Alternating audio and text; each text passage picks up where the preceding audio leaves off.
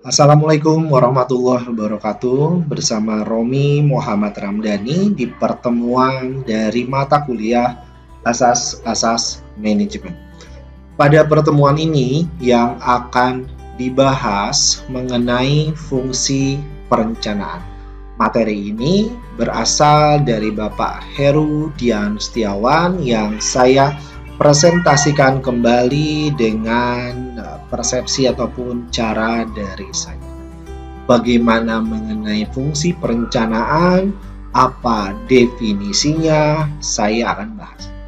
Pertama yang perlu dipahami adalah dalam lingkungan yang sangat dinamis, manajer selayaknya melakukan perubahan dalam perencanaan.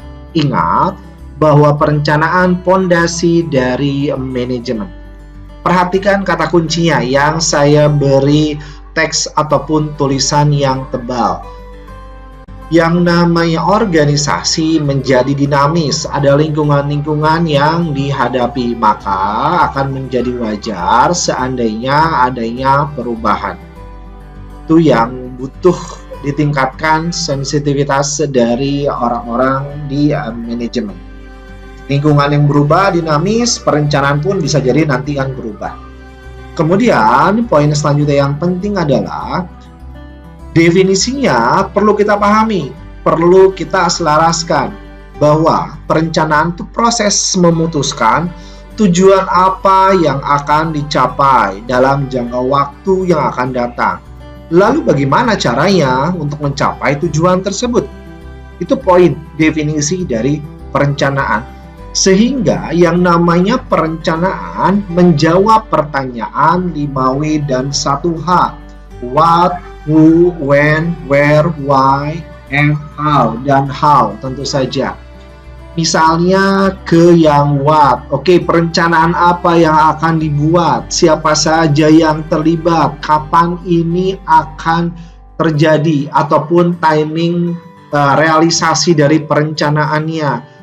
Tahap perencanaannya seperti apa, di mana lokasinya, pertemuan, mengapa perlu ada perencanaan seperti ini dan bagaimana cara mengeksekusinya. Hal-hal tersebut akan dijawab ketika kita membuat perencanaan dengan lebih detail. Perencanaan efektif didasarkan atas fakta dan informasi, bukan berdasarkan emosi dan keinginan belaka. Maka orang-orang yang duduk di kursi manajemen atau pimpinan, orang-orang yang sudah mampu menguasai emosi ataupun kebutuhan pribadi, kesenangan pribadi, tapi pertimbangannya berdasarkan fakta dan informasi secara lebih objektif. Makanya itu menjadi efektif. Manajer melakukan perencanaan dengan proporsi yang sesuai dengan levelnya. Jadi bisa jadi dalam organisasi atau perusahaan besar, manajer itu ada atau pimpinan itu ada tingkatan-tingkatannya. Maka sesuaikan dengan kapasitasnya. Berbicara mengenai perencanaan formal, perlu kita pahami bahwa sebagai rencana yang tertulis, didokumentasikan, dikembangkan, itu proses dapat ditentukan jenisnya formal ataupun informal ya. Ada dokumentasi ataupun tertulis. Pembedanya seperti apa dalam perencanaan ini?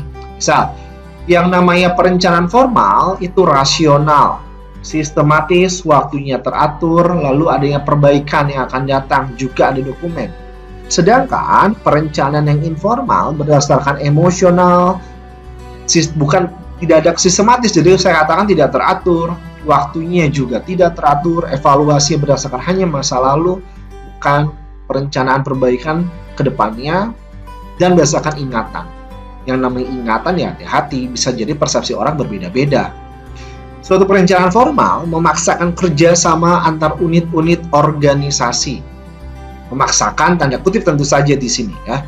Karena bisa jadi ada ego masing-masing divisi, masing-masing bidang, masing-masing bagian yang perlu nanti bersatu untuk satu visi dari organisasi besar.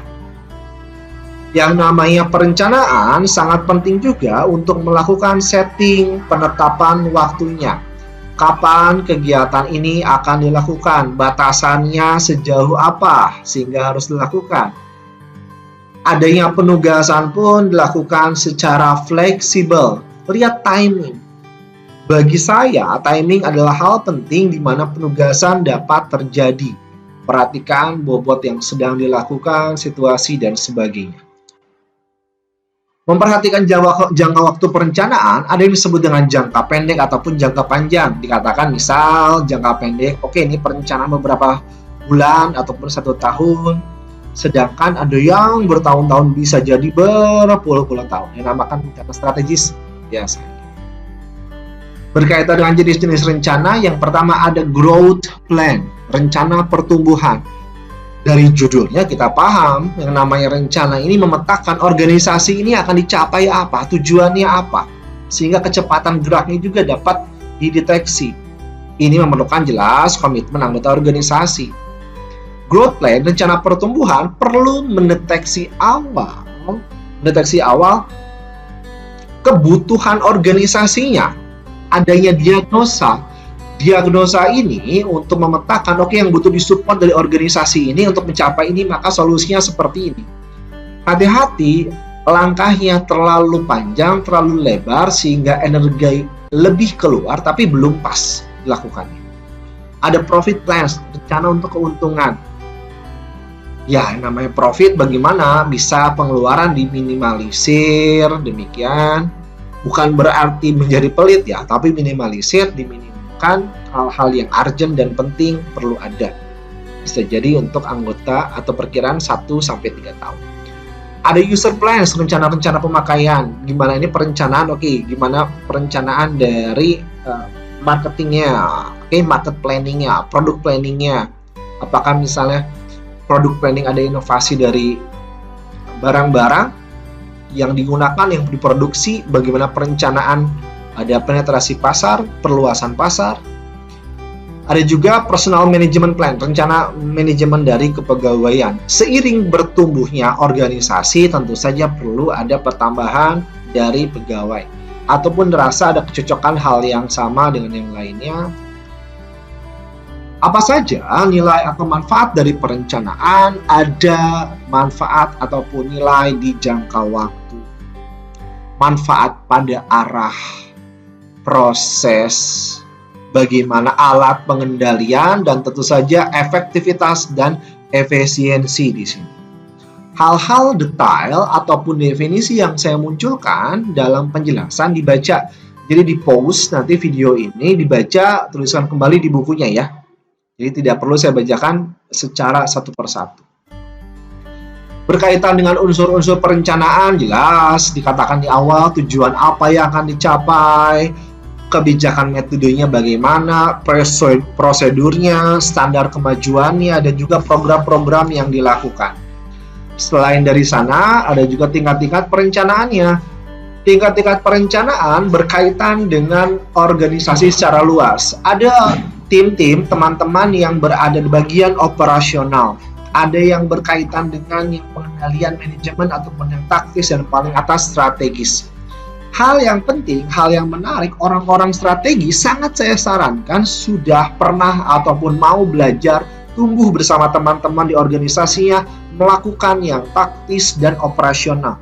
Karena tanpa itu, orang-orang yang berdiri hanya tiba-tiba di strategis biasanya kebingungan dan menerapkan kebijakan yang menurut bahasa seenaknya saja, karena belum paham kondisi lapangan sebaiknya seperti apa. Syarat-syarat perencanaan tentu saja tujuannya jelas, sederhana sehingga dapat diimplementasikan.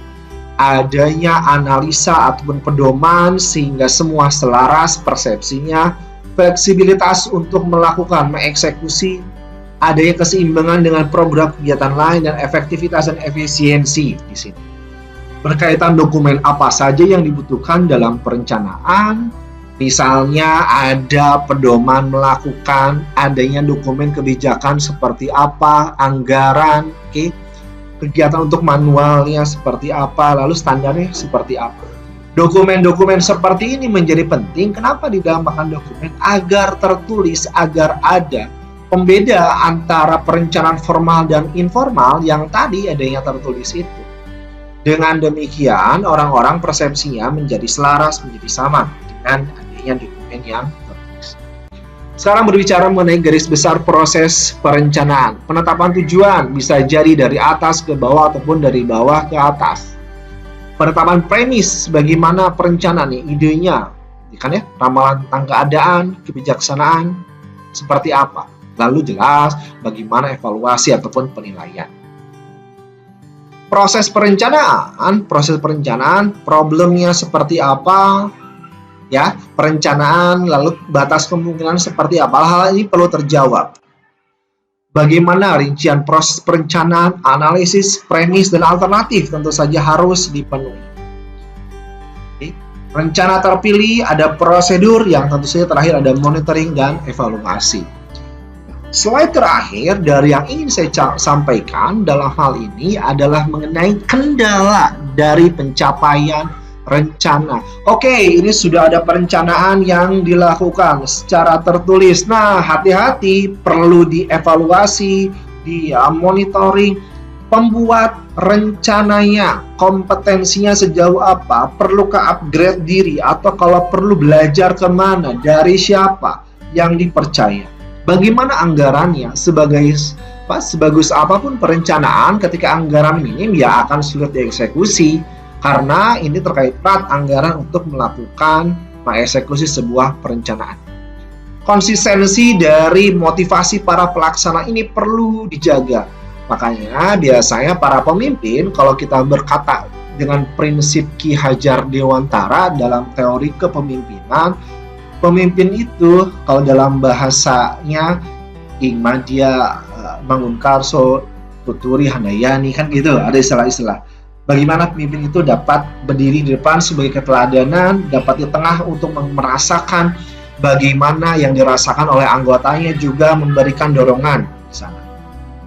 Stabilitas lingkungan eksternal bisa menjadi kendala, tapi ini akan terbantahkan ketika stabilitas di internalnya lebih kuat. Hati-hati terhadap orang-orang yang menolak terhadap perubahan, karena perubahan hal yang mutlak yang pasti terjadi. Karena manusia itu pasti tumbuh dan berkembang. Itu dia materi sharing dari pertemuan pada hari ini, pada kesempatan ini. Jika ada pertanyaan, silakan tanyakan di kolom yang sudah saya sediakan. Saya Romi Muhammad Hamdani pamit. Terima kasih. Wassalamualaikum warahmatullahi wabarakatuh.